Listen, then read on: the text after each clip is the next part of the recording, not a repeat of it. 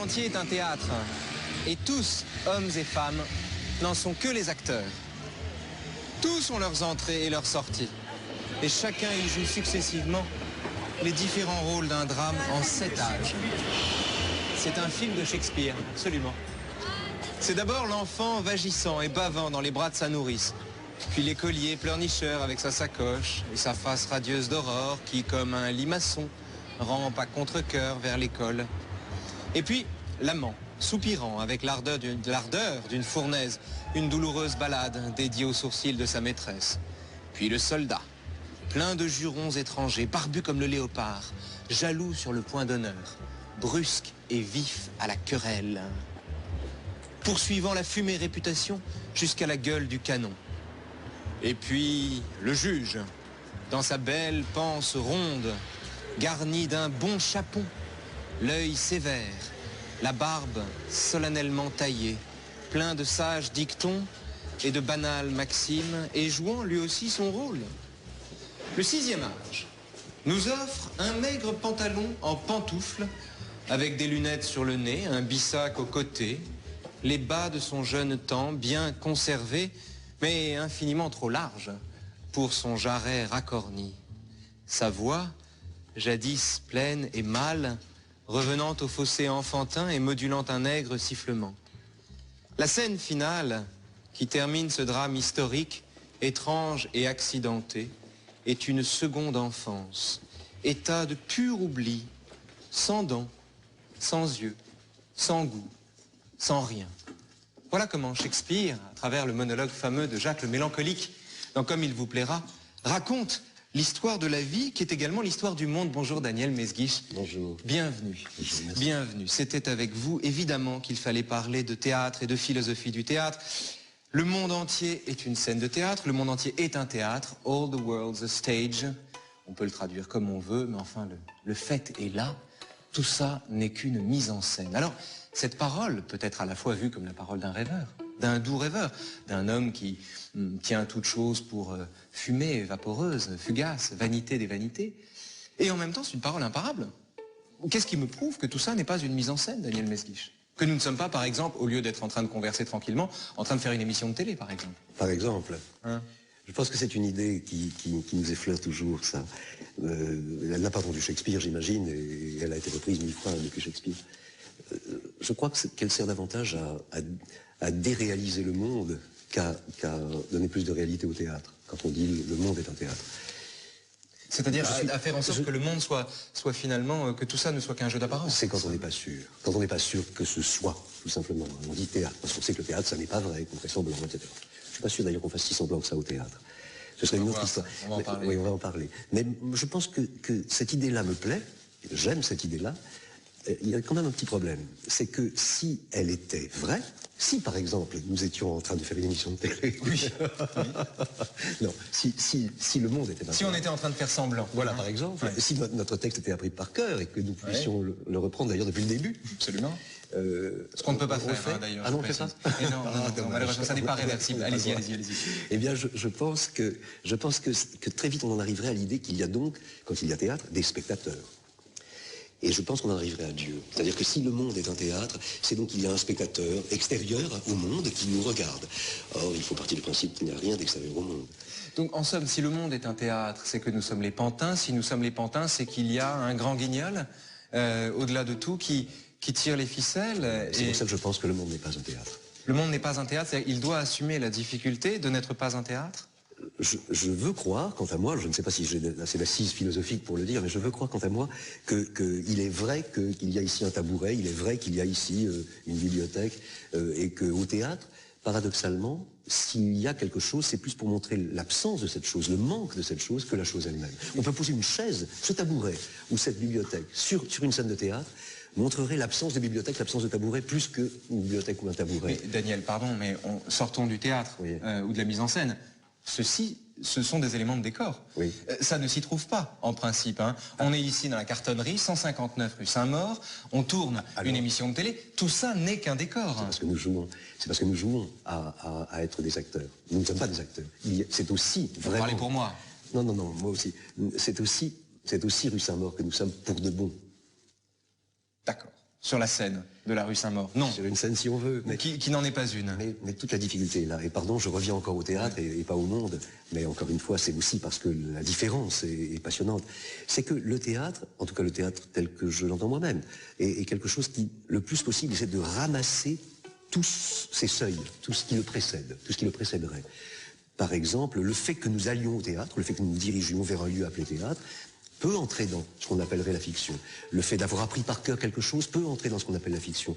Le fait de raconter, le raconter fait partie de l'histoire qu'on raconte, l'acte de raconter, etc., etc. Et donc, comme le théâtre est impérialiste et qu'il essaie de manger les territoires autour de lui, évidemment, il tend à se confondre au monde. Et la tentation est flatteuse et grande, d'ailleurs, évidemment, de se prêter au jeu ou de jouer ce jeu. Mais alors, si le monde n'est pas une scène de théâtre, s'il y a donc une différence, s'il faut faire une différence ou rappeler l'évidence d'une différence entre le monde et le théâtre, que dire à ce moment-là, par exemple, d'un avocat, en l'occurrence Jacques Vergès, spécialiste des effets de manche, spécialiste de champion pour flatter l'auditoire, savoir lui parler peut-être, avocat des causes perdues, mais Jacques Vergès qui d'ailleurs joue lui-même en scène le rôle, son propre rôle quand il joue serial plaideur au théâtre de la Madeleine. Jacques Vergès donc, quelle est la différence entre un avocat et ses effets de manche et un acteur? Elle est immense. Il y en a une, à mon avis, fondamentale, c'est que, encore une fois, et nous retombons sur nos pattes de tout à l'heure, si j'ose dire, c'est que lui, il est dans la réalité, même quand il fait des effets de manche, même quand il fait l'acteur, même quand il semble jouer, même quand il semble faire des effets, il est encore dans la réalité. Si c'est un acteur, c'est un mauvais acteur. Il faut annoncer ça tout de suite. Pourquoi? Parce que c'est un acteur qui essaie de tromper dans la réalité même. Et il joue avec la réalité, comme les juges. Il y a un spectaculaire, par exemple, de la salle... dans un tribunal. Dans un tribunal. On a une scénographie. Oui, mais des juges, une tenue, un costume. Bien sûr, mais il y a aussi une scénographie à l'église, ou au temple, ou à la synagogue. Il y a aussi une scénographie dans l'acte de faire l'amour. C'est ce que j'allais vous dire, oui. Voilà, mais nous ne sommes pas au théâtre. Le théâtre, ça n'est pas qu'une scénographie. C'est le discernement de la scénographie. C'est le fait que la scénographie se donne comme un scénographier, en quelque sorte. N'abolit pas ses seuils. Le théâtre est conscience de lui-même. Bien sûr. Que faire à ce moment-là de discerner. Mais que faire de ces metteurs en scène qui jouent avec le public, par exemple, qui font intervenir le public, qui situent leurs acteurs à l'intérieur même du public, qui les font surgir comme d'une boîte magique? Alors, de deux choses l'une. Ou bien c'est qu'ils... Parce que Pirandello, c'est toujours du théâtre. Bien sûr, mais alors ou bien c'est parce qu'ils ne savent pas bien ce qu'est le théâtre, ils seraient naïfs et pas très bons, et alors un peut-être il y aurait des effets intéressants. Ça peut arriver, oui. Bien sûr, ça peut arriver. Ou alors, ils sont très très bons, au contraire, et ils savent que plus le théâtre va gagner, va repousser ses seuils, mieux c'est. Par exemple, c'est Régis Debray qui rappelait, un jour où il est venu au conservatoire faire une causerie, que pour lui, le théâtre commençait de mourir quand, c'était le début, enfin au 5e siècle avant Jésus-Christ, quelqu'un avait dit on va prendre des vrais morts pour faire les morts. Ou bien on va prendre de véritables condamnés à mort pour les tuer vraiment sur la scène. Et ça, c'est la fin du théâtre. Ben, c'est plus du théâtre. Parce que le théâtre, c'est quand même le mort se relève à la fin et salue. C'est-à-dire qu'il n'y a pas eu de sacrifice réel. Il n'y a pas eu de gage donné à la réalité. Régis Debray le donne... Lui, Vergès, donne des gages à la réalité. Au contraire, mais il ne croit pas à la vérité. Enfin, je veux dire, il est avocat, quel que soit le client. Imaginons que Vergès soit commis d'office. Eh bien, justement. Quel que soit, pardon, je vous passe devant. Quel que soit s'il est commis d'office, quel que soit le client ou la cause, il sait qu'il va adhérer à la cause de son client. Oui, mais il n'est pas dans un rapport à la vérité, en l'occurrence. Il joue le jeu de croire ce qu'on lui dit. Tout à fait d'accord. Il n'est pas dans un rapport à la vérité. Il pense que la vérité n'existe pas, qu'on peut jouer à ça à l'infini. Le théâtre croit à la vérité. Il fait des effets de vérité. Ce n'est pas parce que le théâtre semble mentir, semble ne pas dire la vérité, semble, la décaler. Il est évident que si je rentre en scène, si j'entre en scène en jouant Hamlet, admettons que je puisse le faire encore, eh bien, je ne suis pas Hamlet, je suis Daniel. Donc je mens. Mais je ne mens pas parce que c'est pour mieux montrer une certaine vérité. Alors que Vergès, lui, il entre dans la vérité, il ne dit pas qu'il joue, et il ne sait plus où elle est, la vérité. Enfin, les effets de Vergès, pas lui peut-être. Mais... Bizarrement, c'est troublant parce que vous nous privez d'un trouble, qui est le trouble ou la possibilité que tout ça soit une mise en scène. Restons dans ces effets qui nous conduisent à la vérité et qui pourtant se présentent comme des effets incontestablement. Ici, il n'y a aucun doute sur le fait qu'on est au théâtre. Hein. D'ailleurs, on est au théâtre des Champs-Élysées en 1953, et c'est le Gérard Philippe, on reconnaît Jeanne Moreau d'ailleurs à côté, c'est Gérard Philippe, en prince de Hombourg. Il doit jouer la princesse, je pense. Oui. Probablement, oui, la grande électrice qui doit être là. Enfin, bon, c'est le prince de Hombourg, il ne veut pas mourir, il ne veut pas mourir, et il le dit là, c'est un acteur qui joue le rôle d'un homme, qui dit qu'il ne veut pas mourir. L'acteur en question ne meurt pas et ne court pas, en l'occurrence, le risque de mourir. Il ne sait pas qu'il mourra 6 ans plus tard, d'ailleurs, lui-même. Oui. Mais ces effets, ce génie de Gérard Philippe se donne par ailleurs objectivement comme du théâtre, et pourtant nous renseigne plus précisément peut-être sur nos émotions véritablement éprouvées, que la moindre tristesse qu'on peut croiser au coin de la rue. Mais bien sûr, parce que je crois que quand allez-y, je vais chercher un texte, allez-y, dites-moi. Je crois que quand on veut aller quelque part, si par exemple on rencontre dans une rue étroite quelqu'un en face de nous qui nous bouche un peu le passage, si on veut vraiment aller quelque part, on a intérêt à se pousser un peu, lui aussi, et on passera. Si maintenant je veux aller tout droit là où je dois aller, je vais me cogner contre cette personne, je ne vais pas pouvoir passer, ou alors on va se bagarrer, enfin je ne sais pas. Autrement dit, le fait de ne pas être en rapport immédiat, de ne pas considérer que la ligne droite est le plus court chemin, c'est sans doute ce qu'il y a de mieux pour accéder à quelque chose qu'on appellerait plus ou moins la vérité. Donc emprunter le détour de la mise en scène ou de la fiction pour en revenir au monde. Le monde n'est pas le théâtre, mais le théâtre nous renseigne sur le monde. Mais bien sûr. Et moi je crois que le théâtre... C'est presque à cette condition que ça marche. Ça n'est qu'à cette condition que ça marche. Ça, et moi je pense que le théâtre est à la manière de la philosophie. Alors je sais que quand je dis ça, je m'oppose à toute la tradition philosophique depuis Platon. La littérature c'est une chose, la philo en est une autre. Sentez-vous libre, hein, allez-y. Mais je pense qu'il y a une ligne qui peut-être irait de Héraclite à Derrida en passant par Kant, Hegel et autres Spinoza. Ça s'appelle la philosophie.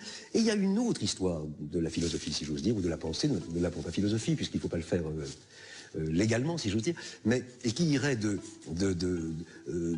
Eschyle à Hélène Cixous, en passant par Claudel, Shakespeare, etc. Et je pense qu'il y a autant de pensée, autant de philosophie chez Shakespeare ou Claudel qu'il y en a chez Heidegger ou chez Spinoza. Autant. Simplement, les uns vont droit, disent ce qu'ils ont à dire, quand les autres disent deux choses différentes.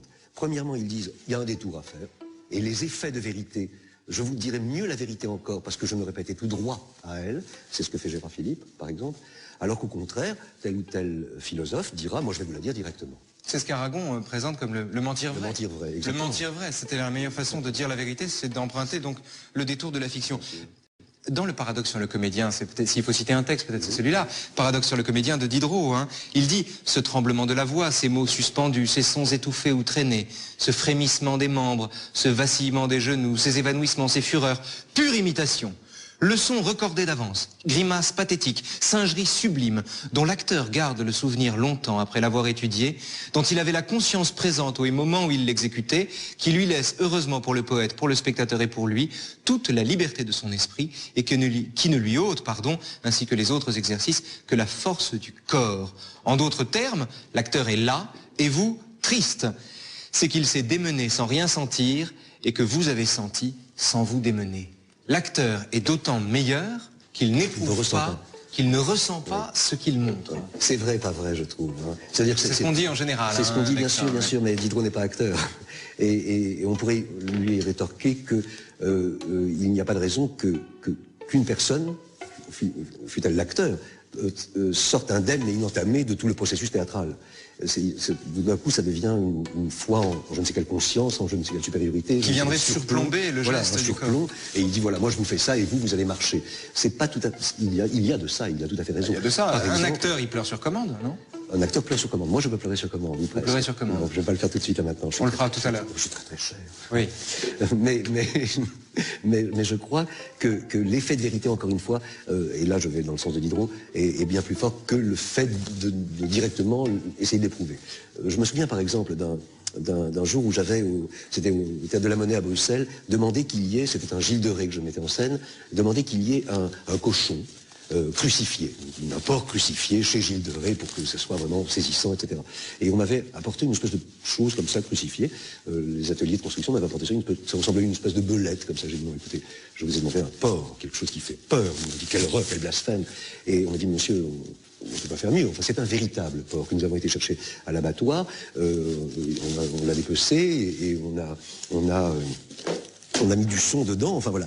Et j'ai dit, ben non, moi je veux un porc. Alors ils ont été construire un porc à la Walt Disney, enfin une espèce de cochon. Un gros cochon énorme. Voilà, un faux cochon, Oui. et c'était saisissant. Donc bien sûr, il vaut mieux... C'est que le faux cochon était plus vrai que le vrai. était plus vrai que le vrai. Bien sûr. Mais je crois là encore que c'est une façon, comment dire, là on parle de la vérité et de l'effet de vérité. Mais pour l'acteur, c'est un peu différent. Il y a une part sans doute qui ne joue pas de l'acteur, même quand il joue, même s'il était absolument dans la consommation du sentiment, comme disait Jouvet, etc. Eh bien, il y aurait malgré tout une part de lui, appelons sa présence, c'est ce qui s'appellerait la photogénie si on était au cinéma. Oui. Allez savoir pourquoi, cette part-là se voit. Alors on peut en jouer, on peut la rappeler, mais elle ne bougera pas. Elle est lui, elle est celui-là et pas un autre. Quel est l'essentiel au théâtre, Daniel Mesguich? Est-ce que c'est le texte ou est-ce que c'est l'acteur qui l'interprète? Ici, on a une photo, je suis très heureux d'ailleurs d'avoir ça. C'est beau, c'est magnifique. Hein. C'est une des premières éditions des œuvres compilées de Shakespeare. Ça date de 1623. Et là, évidemment, on a, pour les besoins de la cause, pointé le to be or not to be, that is the question. Hein. Donc, le monologue d'Hamlet. Vous savez ce que disait Orson Welles? Dites. Orson Welles disait que la virgule était mal placée. En fait, il fallait la placer après not. To be or not, virgule, to be, that is the question. Oh, c'est génial. Être ou pas, de toute manière, c'est être qui est la question. C'est être qui est Il n'y la a que de question. l'être. Et alors, justement, il n'y a que de lettres. Est-ce qu'il n'y a que des lettres au théâtre? Est-ce qu'il n'y a que du texte au théâtre? Est-ce que finalement, ce qui compte... En somme, qu'est-ce qui nous empêcherait de jouer Hamlet, j'allais dire, en costume de ville, que les acteurs s'avancent à tour de rôle et lisent leur texte? Est-ce qu'on y perdrait beaucoup? Voilà. On y perdrait quelque chose, en tout cas. Moi, Qu'est-ce qu'on y perd? Je pense qu'on y perdrait le jeu, littéralement, hein, le jeu au sens presque physique, c'est-à-dire que quand deux pièces de bois disjointes ne sont pas bien accordées, hein, on dit qu'elles jouent, qu'il y a du jeu. Eh bien, je pense qu'on y perdrait le jeu. On y perdrait le jeu, le flirt ou le jeu, comme vous voulez, avec une imagerie possible, avec un réalisme possible, une réalité possible, avec la date de production du texte. Je pense que ce ne serait pas souhaitable. L'écrin ne serait pas assez bon pour le bijou qu'est le texte. Mais c'est le texte qui est le bijou. C'est le texte qui est le bijou. Indéniablement. Mais se pose la question de l'écrin. Vous savez ce que dit Artaud hein, dans Le Théâtre et son double? Il dit, je m'empresse tout de suite de le dire, un théâtre qui soumet la mise en scène et la réalisation, c'est-à-dire tout ce qu'il y a en lui de spécifiquement théâtral au texte, est un théâtre d'idiots, de fous, d'invertis, de grammairiens, d'épiciers, d'antipoètes et de positivistes, c'est-à-dire d'occidental. C'est un texte formidable. Hein. C'est un texte très violent. Mais je pense là aussi, mais il a à la fois raison et pas raison. Artaud, son mérite, ça a été de poser les bornes, de dire voilà, on ne peut pas aller plus loin que ce que je vous dis là. Et effectivement, mais que prônait-il alors, à la place de ça, à la place du texte? Il prônait une espèce de vérité première, un cri primal, une présence. Autrement dit, petit à petit nous amener à Dieu. Et d'ailleurs, les héritiers, que ce soit le Living Theatre ou que ce soit Grotowski, enfin, nous amenaient tranquillement à Dieu aussi. C'est-à-dire qu'il était pour la présence, en quelque sorte. Et je pense qu'on peut ne pas le suivre là. La présence au sens de l'incarnation. De l'incarnation. Au sens de l'incarnation, c'est-à-dire quelque chose qui échapperait à tout jeu, justement, parce qu'au bout d'un moment, on ne joue plus. Et c'est l'émanation, le hurlement du fait qu'on est. Et c'est tout. Et je crois que c'est dommage. Ce serait dommage parce que de toute manière, si on approche maintenant le stéthoscope de l'âme, si j'ose dire, de ce cri que proposait Artaud, de ce cru que proposait Artaud, alors on entendrait des bruissements, des palpitations, et je crois qu'on entendrait to be or not to be, that is the question. Le cru, c'est la crudité, c'est la croyance. C'est la crudité, voilà. Et c'est la croyance, bien sûr. C'est la croyance. Le cru et le cuit, et le cru et le non cru. Ici, to be or not to be, c'est un cri. Également. C'est un cri qu'on n'a pas besoin de crier. Il y a du cri de... Est-ce que la meilleure façon de faire entendre le cri, ça n'est pas de le dire simplement? Sans doute, il suffit de le dire, mais encore une fois, il y avait une voix au fond de l'encrier de Shakespeare. Shakespeare était d'ailleurs un... Au fond de l'encrier, on n'arrête pas de jouer avec les mots là, mais c'est vous qui le faites. Oui, Shakespeare était vivant. Dire le texte tout seul, le texte n'est pas une religion révélée, ce texte-là, d'ailleurs les autres aussi. C'est-à-dire qu'il y a du jeu dans l'écriture même, il y avait de la voix, il y avait du corps dans l'écriture même. C'est quand un acteur vient pour jouer, et pour faire semblant, mais pour faire exprès de faire semblant. J'avais un professeur qui disait au théâtre, il ne s'agit pas de faire semblant, il s'agit de faire exprès. Il s'agit de le faire exprès. Quand un acteur vient pour dire ce texte-là, il réveille, en quelque sorte, une voix qui était tapie dans l'encrier ou dans l'encre. Alors je suis très heureux, moi, de finir cette émission sur cette image. On reste dans Shakespeare, puisqu'on passe de Hamlet à To Be or Not To Be, le film de Lubitsch, le film de 42, film magnifique. Alors, pour mémoire, hein, voici Bronski.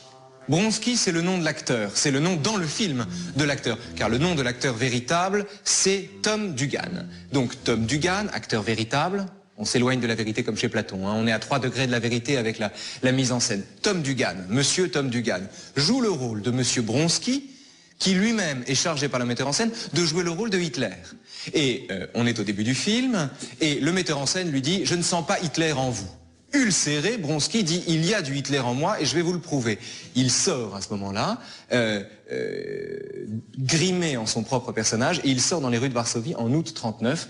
La foule est médusée, se retourne, voit arriver Adolf Hitler, s'arrêter en plus devant un magasin de charcuterie, ce qui est impossible vu qu'il est végétarien, tout le monde le regarde stupéfait, jusqu'au moment où une gamine sort de la foule, va le voir et lui dit « Excusez-moi, est-ce que je peux avoir un autographe, monsieur Bronski ?»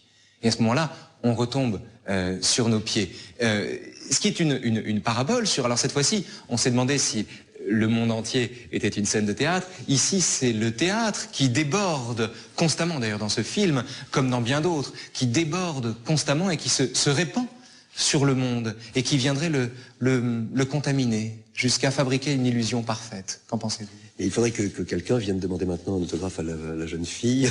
Oui, c'est ça. en disant son véritable nom. En disant son véritable nom. Et donc, on n'en sortirait pas. Voilà, on serait dans une mise en abîme permanente. Ou du Pirandello, mais plutôt du Borges d'ailleurs, en l'occurrence. Oui, oui, oui. Mais moi, je trouve ça magnifique. Et en même temps, chaque fois que je vois que le cinéma, ce film est sans doute admirable, j'ai un peu oublié malheureusement, mais je sais que c'est un film admirable. En revanche, chaque fois que je vois que le cinéma s'intéresse au théâtre, c'est comme s'il y croyait. Le cinéma, c'est comme s'il y croit aux choses. C'est une vraie troupe. C'est une vraie troupe de théâtre. C'est comme ça que ça marche. Hein, dans le film, c'est une vraie troupe de théâtre. C'est l'histoire d'une vraie troupe de théâtre. Or non, vous savez bien que ce sont des acteurs qui jouent à être une troupe, enfin, etc. C'est-à-dire que ce n'est le cinéma, encore une fois, dans la mesure où il a lieu, le cinéma, ça a lieu. Voilà, ça montre que les choses ont lieu. Alors même dans un film vertigineux comme celui-là, où les structures se superposent et jouent entre elles, ça a lieu. Or, je pense que quand on joue au cinéma que c'est du théâtre, qu'on filme le théâtre, et que le théâtre est précisément l'activité qui consiste à ne pas avoir lieu, ça n'a pas lieu le théâtre. C'est en 3 dimensions, c'est vrai, mais ça n'a pas lieu. Le théâtre dit... Tout cela n'a pas lieu. C'est quand même le paradoxe, puisque le cinéma, pardon, c'est sur un écran bidimensionnel. Il n'y a rien, il y a de la lumière. Des spectateurs imaginaires, il y a juste de la lumière qui se projette sur une toile. Le théâtre, il y a une scène, de la profondeur, cour, jardin, des acteurs et un public qui change tous les soirs. Et pourtant, vous dites que c'est le théâtre qui n'a pas lieu. Oui, parce que c'est comme si le théâtre rajoutait un degré, hein, et non pas l'enlevait. C'est-à-dire que ici, il y a vraiment eu cette dame que je vois là, par exemple, avec ce visage un peu pathétique comme ça, qui a peur ou je ne sais quoi, ou qui est étonné en tout cas, eh bien cette dame-là, elle a vraiment été là, elle a vraiment fait ça avec son visage. Au théâtre, alors que c'est en direct, hein, je vous l'accorde, c'est assez paradoxal, mais au théâtre, c'est comme si c'était trop de réalité, c'est un plus que présent, c'est plus que vrai. Et plus que vrai, ça veut dire que c'est pas vrai. Je comprends pas. On va finir là-dessus, mais il faut que je comprenne. C'est comme si on ajoutait de l'être au théâtre. Comme si on disait, on prenait un morceau de réalité, on le mettait à un endroit précis, hein, bien circonscrit, on appelle ça la scène, et on dit, regardez l'être, arrêtez-vous là-dessus, arrêtez le temps, arrêtez tout, il n'y a plus de temps, il n'y a plus d'être, il n'y a plus rien. Et maintenant, voyez ce que c'est. Il y en a tellement, là, on l'a fait 2 fois en quelque sorte. On a mis 2 chaises quand on met une chaise sur la scène, que du coup, il n'y a aucune chaise. Vous voyez? C'est la raison pour laquelle, dites-moi si je vous comprends, c'est la raison pour laquelle...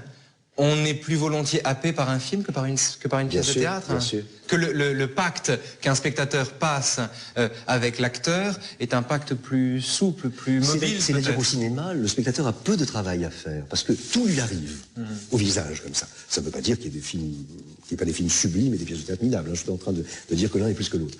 Alors qu'au théâtre, il faut faire la moitié du chemin.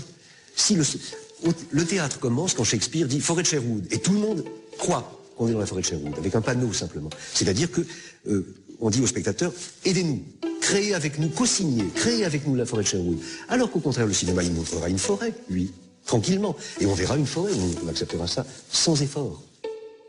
Sans effort, qu'on vous comprend. Merci Daniel. Merci à vous. Merci. Venez avec moi. Merci.